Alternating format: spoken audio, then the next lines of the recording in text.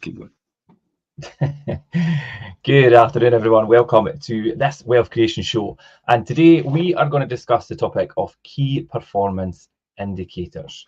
Now, this is something that's really important, whether you're running a business, whether you are, whether your business is a business like we run, obviously, a letting agency and things as well, but whether you've got your buy-to-let portfolio as a business, also if you are, if you're in stocks, if you're doing anything like that, it just depends what business model you have. But key performance indicators are such an important part of that.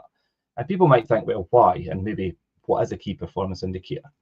We're going to cover that today. What is a key performance indicator, or a KPI, as we shorten it to, and the reasons for KPI importance as well.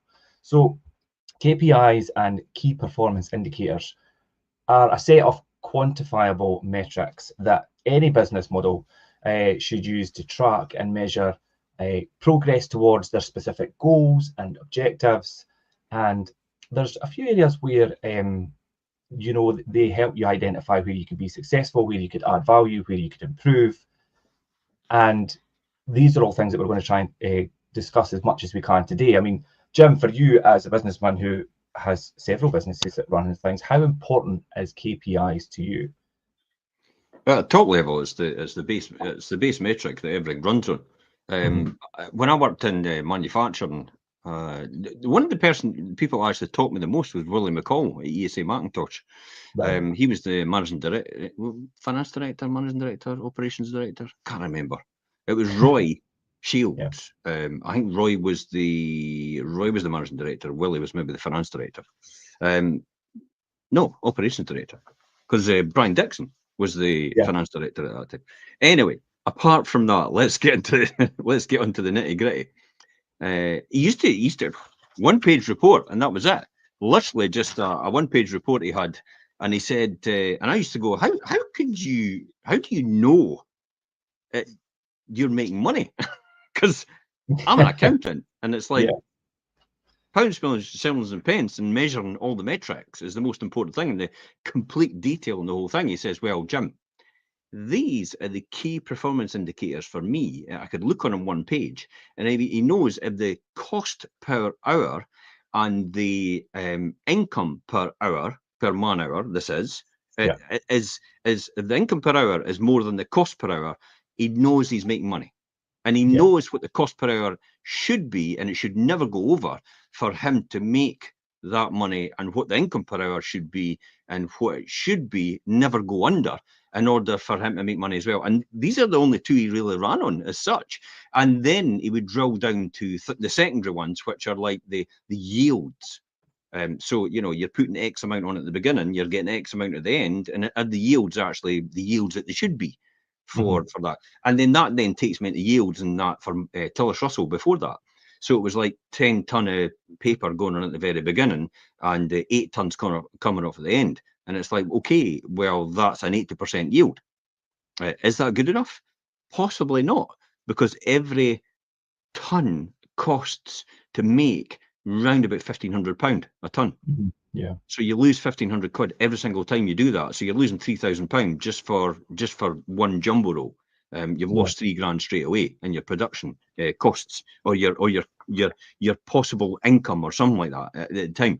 So it demonstrated to me clearly how important key performance indicators are at the management level, for the management information system to give the feedback in order to make sure what I used to get told was, we just have to make sure all the loop is all joined together. The loop is, you've probably heard this before, by the way.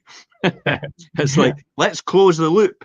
In other words, something's happening here, something's going wrong here. Let's sort that, and let's make sure it adds on to the next bit. So we've got a continuous management information system that feeds back constantly.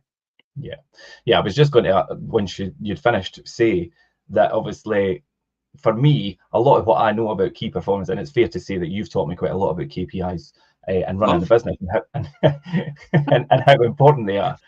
But over the years in training and things, I have heard and picked up, and it's like, I think they say if you've got 3 main KPIs that you keep an eye on, and as long as these are performing where they should be, your business will run well, and without all concentrating on all the outside noise and all the other things. But if one of these things start to lag, then that's when you say you look at what's going wrong and close that loop back up and keep it running. Let's look at our business. Yeah. Only things I'm primarily interested in is the number of market appraisals. Yep. The conversion. And the number sold. And the price, the average price, average selling price for each one. That's it. That's all I'm bothered about, and that's with the sales end, with the management, with the lettings end. It's number of market appraisals, the conversion. It's the number of actual move-ins, and it's so these are the key performance indicators as well. Number of move-ins as well. Yeah. So these are the ones that are most important. If you get these right and they fall into your budgeting and the average fee, which we've got anyway, then everything works. Yeah. And the number of properties under management as well, and what fee you get for each one in terms of percentage. Yeah, and I break that down, and we go through that on an annual basis at the end of ahead of the financial year every year. Yeah, and as a landlord and a property investor, it's really drives from the return at the end. So the two indicators for me as an investor are really the amount after the mortgage is paid to the bank, the interest-only mortgage, always interest-only, because that's deductible under a limited company. And then you've got the rest to cover overhead, so marginal costing, if that makes sense. If anybody knows what marginal costing is, it's exactly what you need to break even in order to cover the overheads that are involved after that. So the amount after the mortgage is paid is the most important thing to me. And then the net return on investment and the payback period to that. That's what it all revolves around. So these are the key indicators I want at the very end. And what determines I'll get them is the rent I would get for a property in an area. Yeah. And then it would determine how much that property should be worth and what I should buy it for. And this is why I go to landlords who have portfolios to sell me and go, look, I know you've got that, and I'll be honest, you'll get top dollar if you go for this. If you go for this amount and you get vacant possession for every single property and do it naturally as cyclical as the tenants move out, you then refurb the property and put it on the open market, then you'll get top dollar for it. But at this point in time, I'll show you the numbers, and the numbers say clearly for me that that's the only price I could buy it for to make the right return that I've got to hedge myself against all the different KPIs that will actually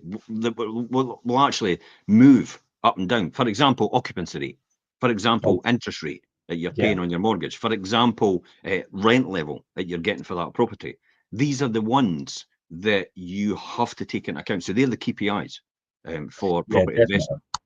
And that's what I was going to say that and lead on from obviously when you start to drill down and break down all these figures and things, then you get a clearer picture. And as I say, the important things like occupancy rate and things that really have a profound effect on the performance of your business and your buy-to-let portfolio is what we're using as an example just now.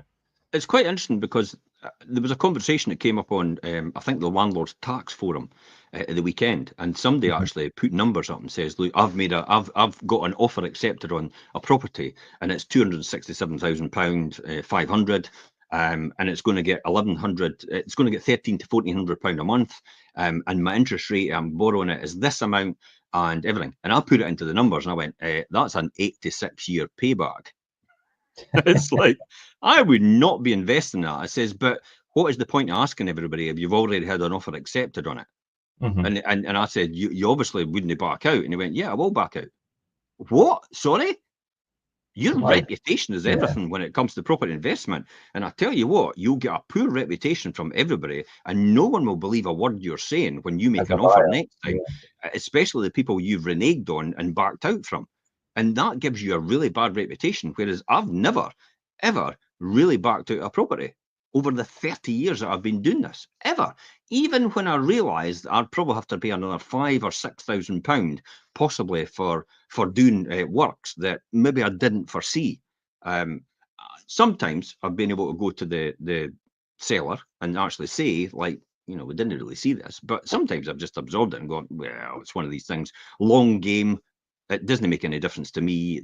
You know, I'm getting it at a good price. The return's good. There's a tenant in it already. They're happy. I just need to do that work when I buy it and change it over, and that's all it needs. And doing that work will actually add even more significant value to the property itself. So I don't mind about that, and because it gives me a sterling reputation when it comes to making an offer, and the fact that this guy's good for it. Yeah, you're absolutely right. Because as an agent, obviously, and working in an agency, you get to know the people that are, a bit flaky. And if you're really serious about buying property and building a portfolio, then you want to have their local agents on your No side. one will entertain you.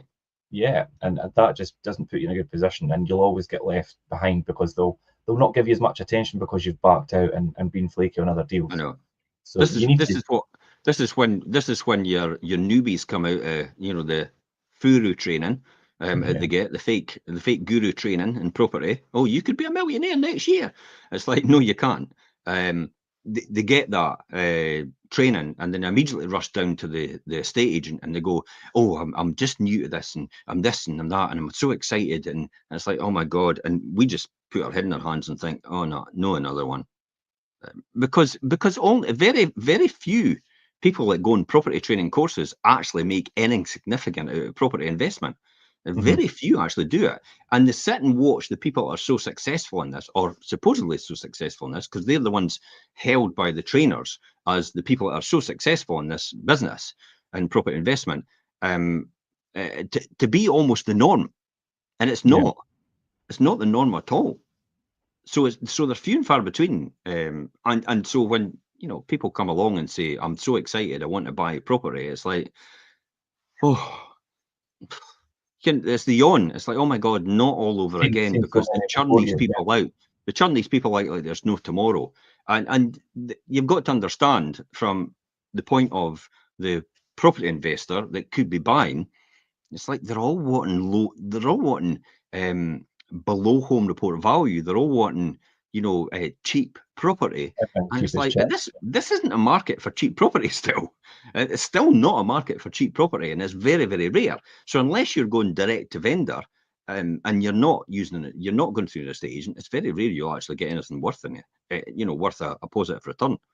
But we get that. We get people, landlords coming to us looking to offload their portfolios, and we don't really put them through the system unless they've got vacant possession.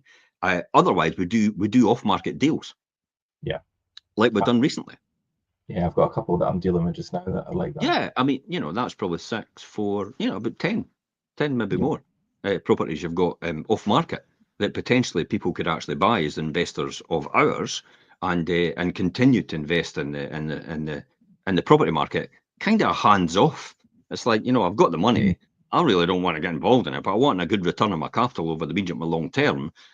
Is this the right vehicle for me? Absolutely, because here's the numbers. Yeah, job done. No, that never sees the light of day, by the way, these deals. Never sees the light of day, never gets on a website, never even gets on a social media post. No one knows about it, except the person that buys them. Yeah, and that's a good way for investors. And again, it demonstrates if you've got a good relationship with your agent or the local agent, where you'll be able to then be offered deals like that because they know you're a serious investor. And that's a good point as well. Do you know, and my intro there, I was talking about obviously KPIs being set a set of like quantifiable metrics and things. So, looking at that from a business perspective, if you're making decisions based on that, it reduces your risk of making decisions based on just assumptions and gut feelings. Now, I know obviously people's gut reaction and things, and it is good to follow your gut in some instances, but when you're trying to make a decision based on the figures, you need to really be quite meticulous about that, because people just buy things on a whim and then it doesn't work, and then they do the numbers and it's like, oh wait a minute, this is not going to work out. See, when you talk about gut, this is quite interesting. See, when you talk about gut, all the crypto people will be jumping for joy now, Crypto's gone up 80% in the last year, only because Donald Trump got to power and he made an indication that crypto was going to be legitimized and America is going to be the crypto capital of the world. If Trump hadn't got into power, crypto wouldn't be anywhere where it is. It's still effectively gambling, by the way. And if I was anybody personally, I'd invested heavily in the very beginning, I kind of would be cutting my losses by now. Or I'd be getting out with my gains by now. and this reinvesting it where it's a slow burner, and it increases in wealth over time, and it basically banks money every single year rather than actually being volatile and open to because that crypto doesn't do that, does it? Crypto doesn't bank money every single year. It just goes up and down in value depending on, and the only way you'll ever get it is if you take money out. I'm not really sure if you can actually exit though, because you'll have to have somebody to buy it to exit. Yeah, I think it's quite difficult to actually exit out. I mean, I'm not completely clued up on the whole situation, but maybe the crypto people will tell us all about it. But I'm surprised all these people in crypto aren't they on the social media platforms going crypto, woohoo, getting the flags out and everything. But maybe they've learned their lesson. Maybe there's none left. Possibly. But yeah, I don't hear. I used to hear it all the time from people I knew It personally. was all over. You don't hear them anymore. No. Crickets. Yeah, crickets and tumbleweed. Yeah, an important thing with KPIs as well, and something that I've learned over the years as well, is when you're setting KPIs, when you're setting measurable goals and things, I think it's really important to be realistic and not kind of set targets that are unachievable. Yeah. I think it's good to be ambitious and maybe think, well, I could get to here, but I could possibly get to here. But do you know, people set themselves unrealistic targets and things, and I think that's when they fall foul to not reaching them and then feel like a failure and then just kind of give up. I think that's a really important thing about where you set those benchmarks. And well, we've done it, haven't we? Yeah. We've learned by our failures more than more than likely we've learned a lot by our failure than our successes, and it's purely for the fact that we set ourselves in the very beginning unrealistic targets.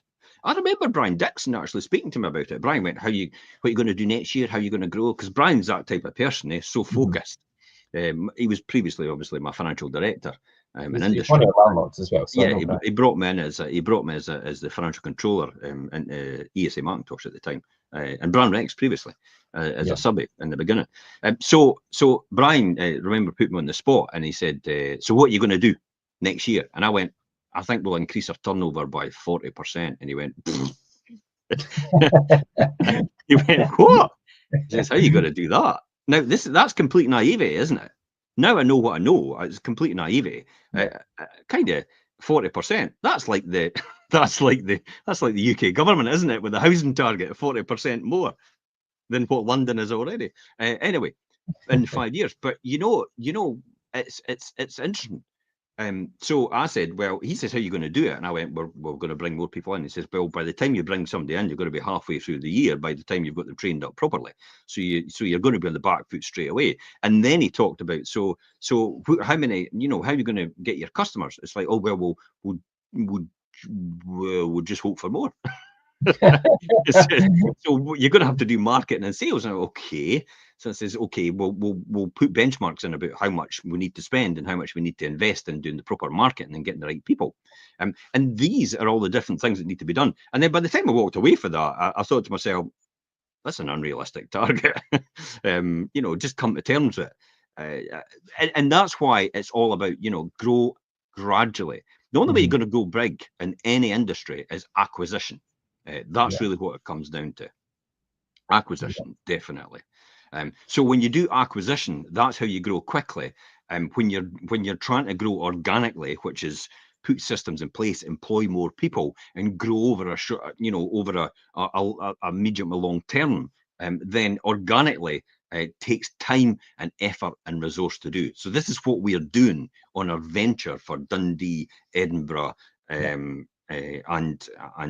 Glasgow. So and Perth as well. So we've gone out of Fife and we're starting to try and grow organically, and we're just going to have to extend our systems into these areas and put them in place for that reason. And it's like a soft launch, I would say, rather than actually going, let's spend an absolute fortune and spend $100,000 a year on just putting an office in somewhere. That's a soft launch. And I'm fine with that.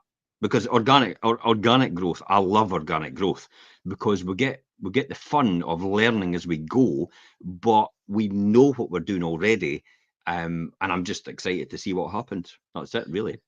I know, and obviously we've got what we do here in Fife, and we know what we're doing. And like you say, just to, and it'll take time, and just to gradually branch out and see how that transpires. So yeah, it's an interesting move, and see how things work out. But in terms of KPIs, you know, and the metrics and things as well, they really help you. You were saying about obviously satisfaction, you know, customer satisfaction, turnover rates, and do you know how your business can identify the areas where you really require some maybe improvement or work, and like you say, closing that loop is so important. But it's important when you're choosing your KPIs to consider there's a variety of factors, and such as what kind of business you're actually in. Do you know, is it property investment? Is it crypto? Is it stocks? Do you know, is it, do you know, whatever it may be? And what size of business you've got, and what stage are you at in your development? What kind of business? Here's a really good one for you, Richard. What kind of business are we in? We are in, well, I would say predominantly for me in lettings, it's all about customer service initially. Okay. And it's a people business for me. Yeah, and I think you're really spot on with that.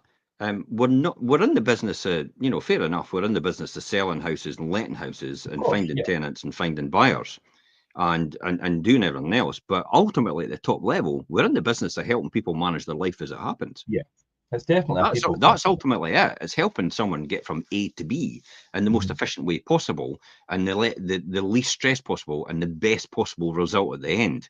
And it just so happens it's a state agency and letting agency and property management we're using to do that. It could be anything. We could exactly do the same thing, and we could be the best cleaners. It could be we're solving a problem for someone. We could be the best mortgage brokers. We could be the best, you know, whatever it is we need to do. And I use these as examples. It's whatever industry it is. You could be the best at it. But it's a lot of people just go off the path, and they go away from the KPIs because they think that they should be doing everything to everyone. Yeah, one of my KPIs is obviously the customer feedback, landlord feedback, and what level that's at. And if that starts to drop, then I look at, right, how is this dropping? What's causing that? And then look at how we could close that loop and get back on track. Yeah, I would say so. That's a good one. Yeah. And I think as well, because number of phone calls on mobiles. You know, your success is directly related to the amount of people you actually speak to. Yeah, literally, in any profession, your success will be related to how many people you actually speak to. The more people you speak to, more than likely, the more successful you'll be in whatever industry you're in. It's just a numbers game. That's all it comes down to. How many people you reach. Let's talk about them. How many people you reach. It was a work of art going on Joe Rogan for Trump. Yeah. Now, and you know why? Because basically, if he went on any other primetime show on television, he would have got a few million viewers. Joe Rogan, 40 million people. Just like that. Just like that. It's, you know, he knows his stuff. He knows his stuff. He reached the right audiences. He got all the heavy lifting done by all the people he knew, because that's the area he's in. He appealed to the masses, mainly young men, because of the type of person he was. Yeah. Now, whether you're right or wrong about that, that's how it happened, that's how he did it. But you can see how he used all these performance, you know, sort of things, performance indicators. Why would I want to spend an hour going on some show? It's only going to get me 2 million, maybe 500,000 people. If I can go on a podcast, it's going to get me a reach of 40 million in a winner with the same amount of time. If you're limited for time, and you know, why am I going to do MMA? You know, whatever, if that's what it's called, you know, the fight and all the rest of it. He appears at these, and he even does parodies at them as well. You know, pretending he's fighting people and all the rest of it. Yeah. And he's when he went on Rogan, he's a likable person, and this is why he knows where to put his resources. This is why KPIs, metrics to Trump, are so important. And you think he's just a blithering fool. Yeah, I mean, I'm not a fan, but from a business perspective, I'm not a fan. Not a fan at all. Yeah. I used to be when I knew him on The Apprentice. That was it. Yeah. But as soon as he started all this carry on, and the way he talks about people and the way he is, it's like, oh, geez, it's just no right. But I tell you what, he'll probably get the job done because he's an unknown quantity. And that's what that brings fear into other people in the world, Russia and China. Yeah, you're right. And this thing about your success related to the amount of people you speak to, I mean, it's been tried and tested. I mean, even this morning, you know, emails, phone calls, I've been on WhatsApp, I've even been speaking to Messenger this morning. Now I'm on here and I've not even had my lunch yet today. Yep. Do you know, it's all about getting and keeping that contact and reaching out to people. And that's definitely in any business that you're doing, the more people you talk to and the more relationships you make and keep up.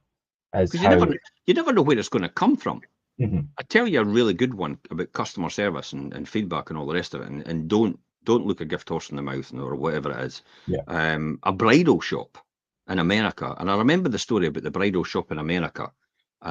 What they did was they had someone come in for just probably an exploratory meeting. Mm-hmm. And what they did was they knew it was just an exploratory meeting. They were really busy with other people that were definitely going ahead, and they dismissed this person straight away. They never treated them with any respect at all. This is how you have to be careful about what you're doing and probably take the same approach to everything every single time. So they dismissed this person. But what they didn't realise, this person was the daughter of one of the most influential people in the area. And this person had a huge network of people just her age at the point of getting married. Do you know what happened next time? Our pals all got married, and she never endorsed this organisation, and they all used another person who she went to for the exploratory after that. Mm-hmm. It's kind of like a Pretty Woman moment, but it's true. Yeah. And she went to them and they fell over themselves. And this is the people that got all the business from all their friends when they were getting married. They made literally millions out of this because they were all high profile people with big wallets, their mums and dads, and even themselves. And so it just shows you never know who you're going to be in front of you. And this is why it's so important. It's the number of people, and treat everybody the same with the same respect. Do not dismiss people. You never know where it's going to happen for you. Yeah, definitely. I just wanted to quickly, obviously we've got people coming in the comments here, Little Gamer and Victor and things on YouTube. Thanks for joining us this afternoon, guys. We're talking about KPIs, as you will see from our the title, and we're going to delve into kind of more into the reasons why KPIs are so important. Things like helping you measure, do you know, progress and success. Do you know, it kind of keeps yourself right as well. I've only got that far. Yeah. I thought we were a way through this. It's well, like, we have. We're about halfway through the show, and we're only on a wee bit. We have kind of touched on a lot as we go through it, but I know too much. I know I say obviously bullet points and things and topics for us to cover as we go through, but because we talk quite freely, we end up covering them anyway. But just to kind of keep us on track, helping measure the progress and success of yourself as an individual, and of course your business and in general. I think business measures progress and success, your own success towards achieving your goals that you've set. And by setting these measurable KPIs and things, your business can track your progress and determine whether you're on track to actually meet your objectives that you've set out. Do you know? And if I mean, we do this halfway through the year or even quarterly, and we think, right, okay, well, where are we now? Where do we have to be? What we're going to need to do to get there? And if without that, you're just fumbling through, for a better word. And then you're going to get to the end of the year and think, oh, I'm nowhere near where I want to be, or where I wanted to be, or I thought I was going to be. So that's where KPIs come in, really, for your continual progress and ultimately your success at the end. It's you know what it's like? It's like playing a game of football, but actually taking away your goals. Mm-hmm. You know, imagine playing a game of football and have no goals. That's what key performance indicators are, your goals. Literally. Yeah. It's the benchmarks you need in order to know if you're actually doing something right. And that's exactly when you're playing football or you're playing rugby. Imagine playing rugby as well, and you never had the goals. That's it. Yeah. It's like, where am I supposed to kick? Where, to get a try? Or a conversion? Where am I supposed to run to if you didn't have any lines? If there was no lines drawn and where you should be? This is what KPIs is. Yeah, definitely. Now, I talk about performance and success and things as well, and being able to provide that insight into your performance is obviously really important.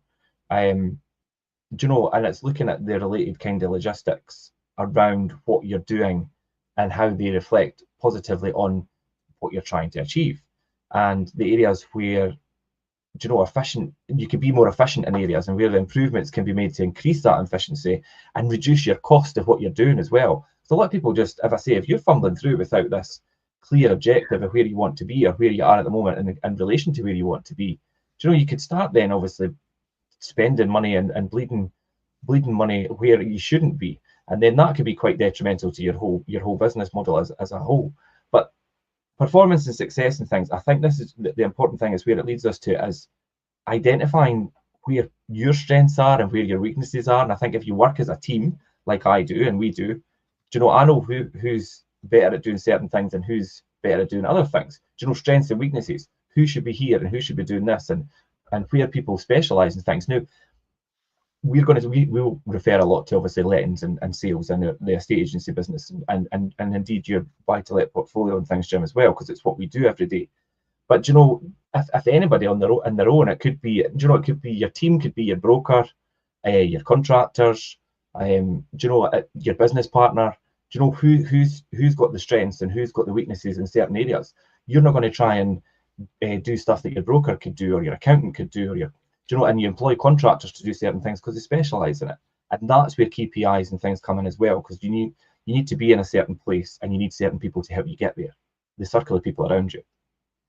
Okay, makes sense. Yeah, and that really provides you that insight from the performance that you're actually doing by tracking these KPIs and things as well.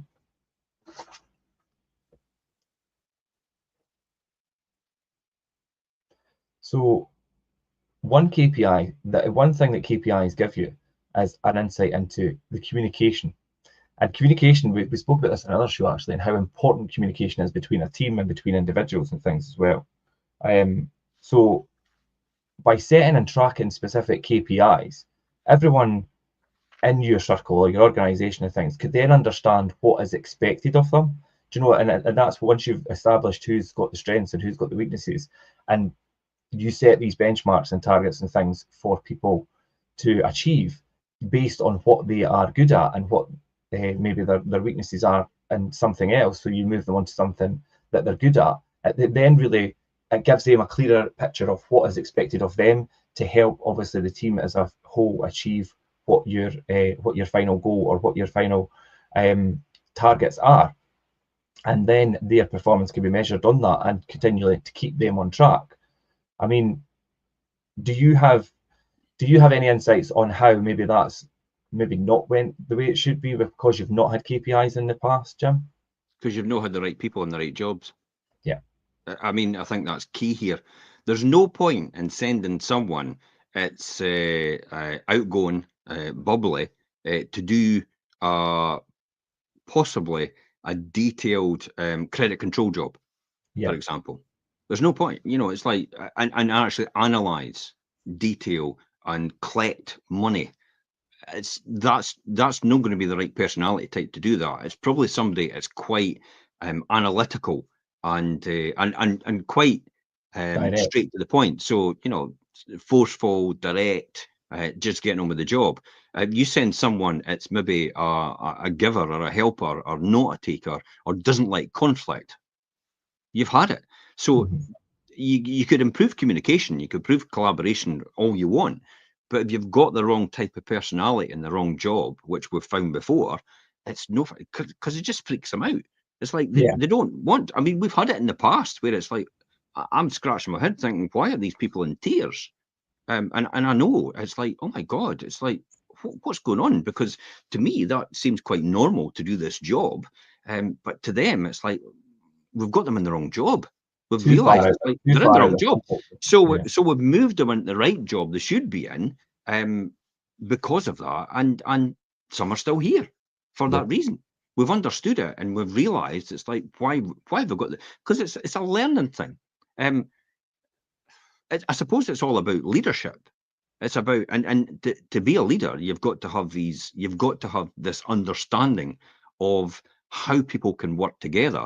And I'll be honest, you can't have I always used to say, wouldn't it be great if all the world was like me? But it wouldn't, No, because you need a you balance. wouldn't. Well, look at it this way, and it's not a derogatory comment, but somebody's got to clean the car. Mm-hmm.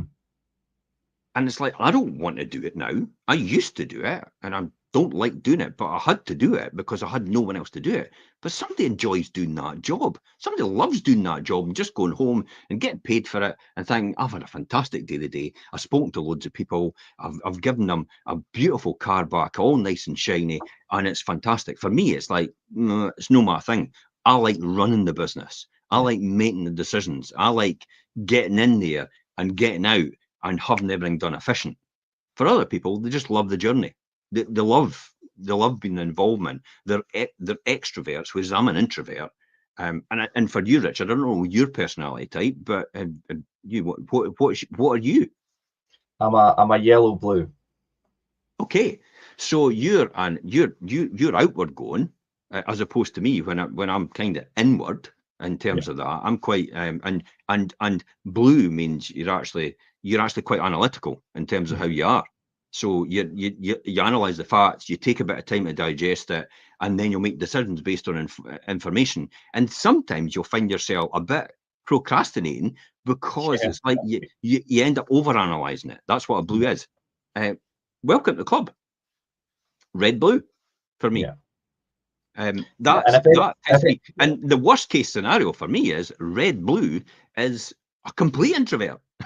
Whereas the yellow green are extroverts. Yeah. They like. And so this is why I'm quite people when they hear me saying that, it's like, you're joking. You're never off the social media. And you're never away from talking to people and being at events and all the rest of it and out there and putting yourself out there all the time. You can learn to adapt to that behavior. Yeah. But it takes time to do that for certain personality types. And some personality types, it comes no bother. And this is why it's quite toxic to sit and look at Instagram and look at how successful people are, because they're doing all the things that you want to do, but you're uncomfortable doing them. Whereas to them, it's like, yeah, this is what I love doing. It's great. Whereas I'm like, I don't want to do that. Yeah, for people listening, they may be thinking, what we're talking about colours for, and it's a whole exercise where you answer a series of questions about yourself and your personality and how you react and deal with things, and it categorizes you with a colour in relation to your personality. And it's good, and it's a good thing if you're running a business and you've got a team. I've done it actually recently with the team because we've got new members and things as well, and we've done it on our training session just to see who was what colour and how we could all then understand each other and work better as a team. And based on who's got what colour and what personality and how they deal with things, do you know whether they're quite direct or whether they're quite outgoing? Let me just emphasise what the colours are. Yeah, go for it. Okay, there's red, yellow, green, and blue, and you've heard us talking about them. Let's just give you a quick rundown of red. They're aggressive, ambitious, strong-willed, goal-orientated, pushy, problem solver, pioneer, decisive, innovator, impatient, controlling, convincing, performance-orientated, powerful, results-orientated, initiator, speed, timekeeper. I often hear myself in my head going, will you just get to the point? I mean, my brother's like that as well. My mother starts talking, and we're like, just get to the point. Just tell us. Timekeeper and intense, opinionated, straightforward, and independent. Reds are introverts as well, by the way. Yellows, talkative, enthusiastic, persuasive, creative, optimistic, social, spontaneous, expressive, charming, full of vitality, self-centered. Look at me, everybody. Sensitive, adaptable, inspiring, needs attention, encouragement, communicative, flexible, open, sociable, imaginative, easygoing. Red and yellow are two conflicting parties. They have to learn to understand each other, but they have to learn to understand themselves and why they are reacting like they react, and be able to look past it. Greens are patient, relaxed, self-controlled, reliable, composed, loyal, modest, understanding, lengthy, stable. A green tells you a big, long story to get to the end of what they're talking about. So they'll go on and on and on. Producer, they're persistent, they're reluctant, they're thoughtful, they conceal their feelings, bury it deep down, they're considerate, and they're kind. And blue on the other hand, is conscientious, systematic, distant, correct, conventional, seems insecure, objective, structured, analytical, perfectionist, needs time, reflecting, methodical, seeks facts, quality orientated, scrutinizes, follows rules, logical, questioning, meticulous, reflecting, and reserved. Now, I can go into pluses and minuses, the negative and positives of each one, but I think you can gather which one you are by what I'm reading out there. And you probably see yourself in that, and you'll think to yourself, I never realized that other people are like these other personality types. And predominantly, it's very rare to have one single thing you're dominant in. It's usually two, and it's also very rare to have three. And often you'll not get red and yellow together because they're conflicting, completely opposite ends of the spectrum. But I think I know who's a red and yellow. Branson. Okay. Yeah, outgoing, but he's quite dominant. He's quite forceful and opinionated in what he wants. So I think it's that's his type of personality. Whereas he's not interested in the detail at all. Yeah, it's interesting you say it's quite rare to have all three or three of them. So I had my highest score was yellow, then blue, but very close to it was green as well. I had high scores in all three of them, but I was relatively lower in comparison in the red, because obviously it's just the type of person I am. But I think the importance of that is to identify who you are and acknowledge who you are, and then acknowledge who everybody else is and how you could better relate and communicate. Communication is so important, and no matter what you do, and if you've got no understanding of who you're working with or who you are yourself, the communication just isn't going to work. And then at this point, I'm sitting in my head going, and let's do a ring of roses as well altogether. That's a red for you. That is, and that's classically you, and I understand that. Which is funny because I'm a yellow and you're a red, but I understand. But anybody else, it doesn't realise that that's how reds think. It's like they're like, oh my god, why is this guy an idiot? That's Trump. That's how he is like that. That's the dominant personality style in him. Whereas Obama is probably yellow. Definitely, probably a bit yellow with a bit of red. I would say so, quite forthright and all the rest of it. But red, possibly yellow, encompassing. So another unique personality. Probably why he bonds quite well with Richard Branson, the two of them, because the two of them. I've seen photos of the both of them playing about in Necker Island and stuff, and having a great time together. So there's no surprise they get on very, very well. Whereas somebody like Putin, completely different personality. Yeah. Completely red. That's it. I don't think there's anything else there. Never have guessed. Yeah. I don't think there's anything else there. Maybe a bit of psychotic tendencies as well at the same time. So this is why we talked about communication. We talked about collaboration. But you can set KPIs in that, but you have to make sure the right people have the right KPIs. You have to make sure they understand the remit. And sometimes you have to reinforce it again with people that are the different personality types that we spoke about, because they're not listening. Literally, a red will zone out after about 20 seconds. You've often heard me. You've often heard me, and I've gone off on something else completely different. I went, "Oh, could you repeat that again?" Because I've not got a clue what you just said. Get to the point. Because I'm thinking about something else that I'm needing to deal with at the same time, and everybody else think, "Oh, that's really rude," and it's like, because you're not a red. Whereas a red goes, "Flipping out, that's pretty efficient." But we do that. I like that guy. We do that sometimes. So, and I'll tell you something where we're going, and even sometimes I'll start to rabble on, and you're like, get to the point, and I'm like, oh, and it triggers, right? Okay, I'm going on too much about this. Let's just get to the facts. Do you know? And that's just how you need to recognize, right? Okay, I'm talking too much, or I'm going too much detail. Yeah, whereas you get other people as well, which are predominantly yellows, and I'm thinking, why have you not done this yet? It's like, I would have had this done by now.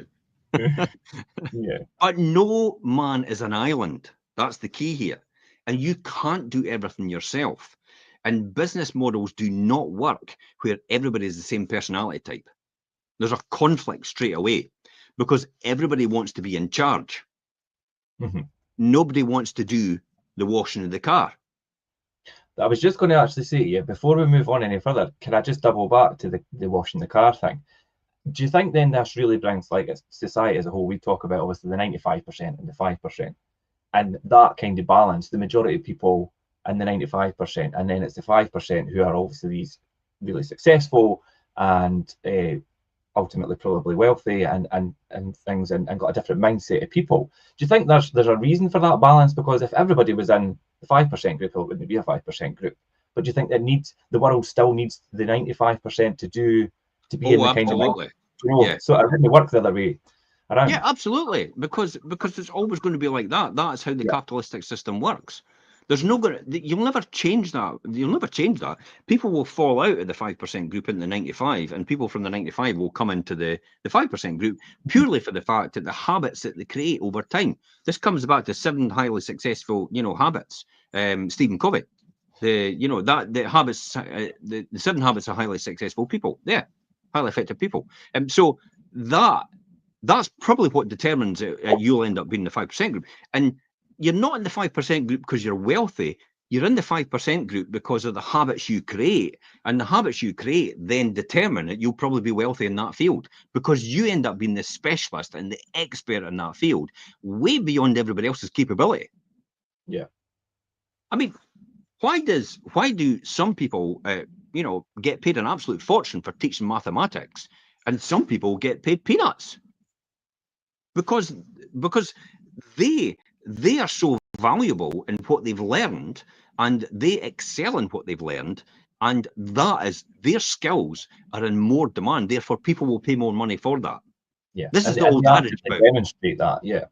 How is the guy that's running, Thames Water getting millions more than what the Prime Minister's getting? I mean, this is the old age argument as well about what John Caldwell said about. I'll call him the philanthropist because that's what he likes to be called. He's trying to give all his wealth away. It's not that easy actually when it keeps going up all the time. But he'll get there at some point, probably by his foundation when he pops his clogs eventually. I think 70%, 75% he's wanting to give away, and he will. He'll get there. But when he said the Prime Minister should be paid a hell of a lot more. If you've got a Prime Minister, you'll attract the right people to the right job. You'll get a different skill set come into politics if you put the salary up for a Prime Minister. Mm-hmm. Definitely. Know what you're getting now, because what you're getting now is nothing compared to what you can get in the corporate world. So why would anybody on earth, go in from the corporate world getting millions and actually go to be Prime Minister? Unless they've got a long-term view, which is people that are very, very rare that have actually got that. That long-term view, and people like that are genuinely, well, they're no reds or blues or anything like that. They've just had these habits, and they have the understanding and the knowledge and expertise of the compounded wealth. And they think, I need to do that. That's like the difference between Ben and Scott. Scott gets paid about, my sons, Scott gets paid, I think, maybe about probably 50% more than Ben. But Ben looks at it long term and says, well, I'll actually end up overtaking him at some point because I'll be in huge demand because of the skills that I'm attaining where I am just now with this prestige organisation. And eventually I'll move on and I'll create my own environment, and that'll be worth a lot more in my skill level. He's working in the hare mentality. Yeah, so like slow and steady. So it's the tortoise and the hare. And that is I meant to say the tortoise mentality there. That is the different set of skills possibly people have acquired over time. But I don't think that's really down to personality type, because anybody can acquire these skills. They just have to know how to play their own hand at these skills and understand where their weaknesses are and where they have to boost themselves. For example, it's easy for me to look at a balance sheet and a P&L and KPIs. Richard Branson has no idea what a profit and loss sheet is. He does. It's like, if you have so many fishes in the ocean, honestly, this is how he looks at it, because he was told that, taking aside, and you've got so many fishes and you go and catch these in a net, that's your turnover. What you the fish in the seas is the potential turnover. What you catch in the net is the turnover you get. And what you end up at the end after gutting and all the rest of it and throwing some of them back in is, and the money you pay and all the people you pay for doing it all is, and selling it off, is the actual profit you get at the end. That's what that's what he understands as a net profit and P&L and all the rest of it. Whereas me, it's like water for ducks back. It's like completely understandable. I know exactly what it is. For him, it's not like that at all. But then that's fine. So then, how is it that he's the billionaire and I'm not? Think about that. Yeah. Not down to personality type. It's down to attitude. It's down to using your skills and your skill set. It's down to adding value in terms of your journey and what you do. And where you excel in and actually pushing that more and being the person that excels. No one remembers the second man on the moon. No. Everybody remembers the first. No one remembers second. No one remembers second person in space. I don't know. Yuri Gagarin was the first. None of the second. Yeah. So you want to be the number one. And everybody remembers who came first in the Olympics and all the track and field stuff and all the events. Everybody remembers the gold, but very few people remember the silver in comparison to the gold. And it's the gold that gets all the sponsorship. They're the one that makes it. And the difference between that is like it's like a tenth of a second. A small difference between silver and gold sometimes. Or a tenth of a second determine whether you're gold or silver, and that determines your financial future and how much sponsorship you'll get as a result of that. That is why the people at the top of their game get paid the most, because they're more valuable to everybody else as a result of that. That's why you should specialize in your field and be the best at it. Yeah, and that all comes back to people's strengths and weaknesses and things and how they excel, and that's all established through, like we're saying, communication and collaboration and things, and KPIs.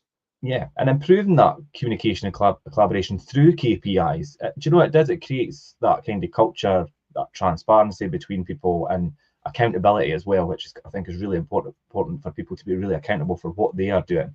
And then this could really lead to that increased, innovation and improved efficiency and just a better all general performance of you and your team and your business. I think to bring it to the next thing or on the list for KPIs and their importance, it's really to facilitate that continual improvement within a group or individuals or a business as general. KPIs can really facilitate a continuous improvement by providing that clear picture where things currently stand and where they need to go.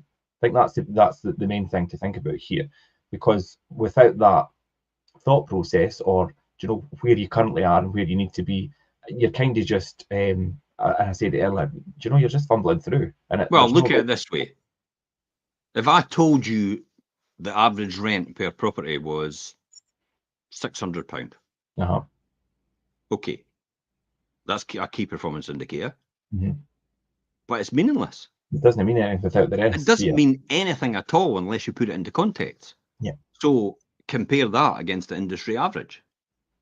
Compare that against the average with the average fee that you get, and what percentage is that? Then compare that with the industry average.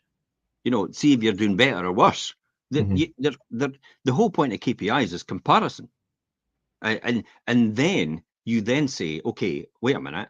Here's a classic example. When we first started years and years ago, I remember comparing us against a franchise organization, and I knew what their statistics were because I pretended I was going to buy the franchise. So yeah, that's the type of thing you do when you're in corporate. So I pretended, yeah, I'm going to buy the franchise possibly. What's your KPIs? Oh, well, our average we make per landlord was X amount. And we're like, what? Sorry, go and say that again. It's how much? It's like X amount. How on earth are you making that? Where is that coming from? How is that possible? Yeah. Because you don't know what's entirely possible in anything until you've learned from somebody else that's more successful than you in it. And this is why the constant pursuit of knowledge and facilitates that continuous improvement. This is why I always say to everybody, you need to become a student of life. I mean, I've got Rick Astley's book. Yeah, you said that. And it's like, and people might why? think why? Yeah. Well, he's still here, and he's even more successful now than he probably was when he first started out. and he's doing He's absolutely still here fantastic. and he's still relevant, so he must be doing something right. And he's doing things on his terms. Mm-hmm. And he's releasing new music. And he's got his perfect audience. He plays to his audience and doesn't play to anybody else. You want to come and join? Fair enough. Other than that, this is my audience. This is the people I play to. My audience is people generally, probably 45 upwards. That's my audience. That's the people that are nearly missed the boat for retirement to get a fund together in order to invest. That's the people that want to sell to downsize or solve a problem. These are the people that want to pay for a good service, but more importantly, advice based on personal experience and a lot of experience gathering from other people. In other words, wisdom. They want wisdom. They don't want purple bricks. Purple brick. Hey, I'll just put my house on a website and fingers crossed, hope for the best. And it's fine. You know, if that's the type of thing, and I can help most people, nearly everybody, but I just can't help cheap. That's it. And my audience isn't cheap. They're not cheap people. They're not people that'll try to scrimp and save and all the rest of it. That's not my audience. And that's the audience I play to. You can't be everything to everyone. You have to pin your colours to the mast at some point in time. If you don't stand for something, you will fall for anything. People might argue that maybe trying to operate in such maybe a niche kind of way, as opposed to volume kind of way, is risky. No niche. Yeah, but look at Trump. He's got over 50% of the vote in America. And he's got the popular majority in the House. So he's got complete control of the Senate. So what does that tell you? Just over 50%. You don't need everybody. Think about that. I mean, here's something I was told years ago, a few years back, from someone really successful in public speaking. Jim, do you think in the world you could probably have 600 to 1,000 people that would actually pay you to know what you know? Yeah. Do you think they'd pay you quite a bit? Absolutely. So you need to go and find them. How many is in the world? 9 billion, something like that. 8 billion. 8 point something billion, yeah. Do you think you could have found 1,000 people that could pay you and be your client for life? Probably. Now, I don't do that, you know, but it proved the point to me. It's like you only need a certain amount of people to deal with in order to make a living. Why do you think they're self-employed businesses and they just go, yeah, I've just got my usual customers and I deal with them all the time and I'm happy doing that. I don't want to grow any bigger, because it's the old parable about the guy fishing on the beach, and then the other guy walks along and says, oh, we could build and we could do this and we could do that. For what reason? So eventually you could retire and you could have all your time fishing on the beach. He went, I've got that already. Why would I want to do it again? Why would I want to do all that to get what I've got already? Yeah. That's the sort of thing. So this is why continuous improvement is key here, and to facilitate that continuous improvement, you've really got to have key performance indicators to help you stay ahead. I think, and we generally most people think it's of the competition, but I think it's benchmark yourself against the competition to make sure you're doing it possibly correctly, or you can maybe improve in what you're doing. You're not change is a big thing, yeah. You're not competing with anybody but yourself. Yeah, and when you understand that, Richard, when you understand that, then you will set yourself free mentally. Frank Dick used to talk about the coach, you know, coached the rugby and coached the Olympic athletes and all the rest of it. Frank Dick used to talk about it, and I remember speaking for stage about it, and I have read his book about winning, Frank Dick. OBE. I remember it. I was actually looking at it last night. And I remember Frank saying that, he says, why is it when Olympic athletes, you would normally think when they get to the end of it and they've all crossed the line, first, second and third and fourth and last, and they all jump together and congratulate each other and cuddle. Is that normal business? No, that's not what people do in business, is it? Some people do, by the way. But that's not normal business practice for a lot of people. They actually think they're competing against someone else. And they almost become, and you know how I know this? Because that's how I first started out, because that's the way I was brought up. You've got to compete against other people. You've got to try and knock them off their pedestal. It's like, no, really. And I used to never get this mentality about, oh, there's enough room for all of us. Well, this is the Highlander, by the way, and there could be only one. Yeah. In the immortal words of the Highlander, there can be only one. And that's how I used to approach things. Whereas now it's like, yeah, okay, fill your boots. I've got a select audience that I'll appeal to. Sophie, who works for us, has got a select audience that she appeals to. Yeah. Craig has got a select audience. Perry's got a select audience. You've got a select audience you appeal to. And Karen's got a select audience she appeals to as well. And we've all got different people, and there's a wee crossover there somewhere, but we'll all appeal to different people because of our personality types and the way we approach things. Yeah, definitely. And I will definitely not list some people that you'll potentially list, and I won't. And I'm like, how is that possible? Because everybody wants to list their house with me. That's it. But that's a typical red. That's how they think. Yeah. And then they're gobsmacked when somebody goes, I'm going to sell it with them. It's like, what? Are you nuts? It's like, why would you do that? Because I'm not the same type of person as you. Yeah, and you tend to resonate quite easily when somebody is on the same kind of wavelength as you, and possibly the same colour and things as well, if they fall into that category. That is why continuous improvement.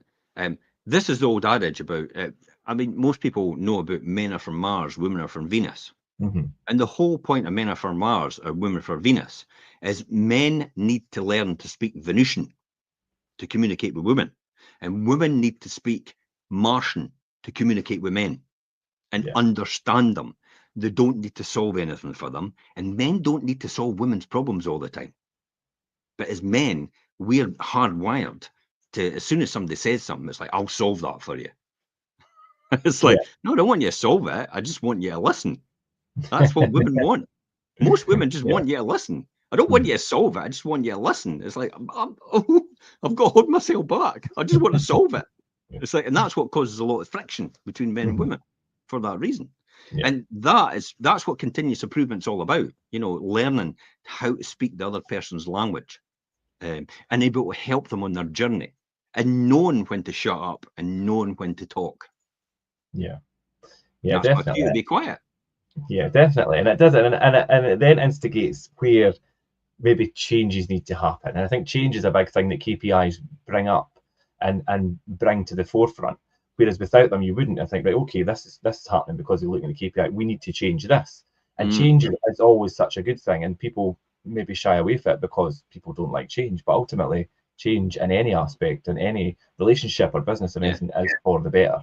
So I think that's where, like you say, the continuous improvement from the KPIs has that knock-on effect throughout any business or any success story. So yeah, I think to wrap up on the KPIs today, I mean, overall, KPIs, as hopefully we've demonstrated today, are really an essential tool for helping, like I say, individuals and businesses alike really understand each other, their customers, and meet their needs in a more efficient and effective way. Yeah. And by tracking these, like the key metric things that we say, I think we say that like you should have your 2 or 3, I think it is generally, related to your customers' behaviour, preferences, satisfaction. The individuals and businesses that do this can really identify where they need to improve, where they need to adapt, change with the upcoming and ongoing trends and things as well, and develop a more targeted marketing and sales strategy probably that will ultimately help drive their business growth. And that is the most important thing, and how KPIs are such an important part of any business model. Definitely. Feedback loop is so important. One of the things we talked a lot about customers here and about the business itself, but most importantly is the people you work with. Yeah, getting that right is so important. Yeah. What excites you? What gets you up in the morning? What do you not like about what you're doing? Let's see if we can adapt that. Let's see if we can change that. What do you love doing? It's like, let's see if we can do more of that then. Give that to you.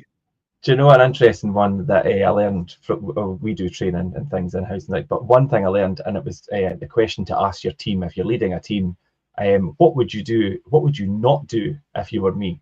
And get that feedback for your team and see what they actually say, or what would you do differently if you were me? Just to see where that comes in, and it's interesting when you get that feedback, because sometimes you could be a wee bit kind of in the blinkers when you're doing what you're doing day in, day out. So to keep that feedback and transparency is quite good. That's a difficult question to ask. It is. Especially, if you get the truthful answer, but you'll probably not get the truthful answer. You'll get mostly the blues go away. The blues go away and actually don't tell you, but they go and discuss it among themselves and badmouth you behind their back, basically. That's just a blue. That's how they operate. That's okay. Then you've got the yellows, which actually have no idea what you've just spoken about because they were too zoned out on something else, or they were thinking about something else, or they're maybe offended about something. And then you've got the greens who they don't want to say anything. They just don't say anything at all. They just suck it up and get on with it. And you've got the reds who are like overly critical. It's like, yeah, I'll tell you exactly what's wrong here. Yeah. Yeah, the colours and things are really a really important way of establishing who's who. Do you know, it's like a behavioural profile questionnaire thing. You could look it up online if you're running a team or got people around you to find out who's who and how well you could work together. It is always a good tip. Perfect. And yeah, and that's us today on key performance indicators and the importance of them and what they actually are in terms of you as an individual and your business as well. So any questions, obviously, stick them in the comments if it's a rerun. Thanks for everybody that's joined in today. Jim and I will be back next week, as usual, for the Wealth Creation Show. And until then, I will see you later. And thanks for joining and your input as usual, Jim. Okay, bye-bye for now. Okay, cheers, bye.